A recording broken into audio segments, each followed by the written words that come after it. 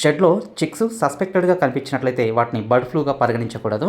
వెంటనే రియాక్ట్ అయి చిక్స్ కానీ బర్డ్స్ కానీ సస్పెక్టెడ్గా కనిపించినట్లయితే మొదటగా వాటిని సపరేట్ చేసేసుకొని పవర్ఫుల్ డిస్ఇన్ఫెక్టెంట్ని స్ప్రే చేసుకోవాలి.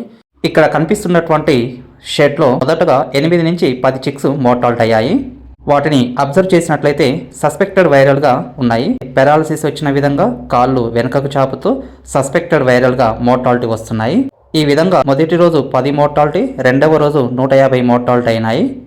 వెంటనే ఫార్మరు నెగ్లెక్ట్ చేయకుండా రియాక్ట్ అయిపోయి విరోసిన్ని 1 ml 2 లీటర్ వాటర్ ప్రకారము ట్యాంక్ డోసు ఇప్పించారు. 7.5 ml పర్ లీటర్ వాటర్ ప్రకారం మిక్స్ చేసేసి బర్డ్స్ పైన రోజుకి 3 సార్లు స్ప్రే చేశారు. వాటికి ఎయిర్ సర్క్యులేట్ అయ్యే విధంగా కాటన్ మేనేజ్మెంట్ చేసుకుని డిస్ఇన్ఫెక్టెంట్ను రెగ్యులర్గా స్ప్రే చేశారు.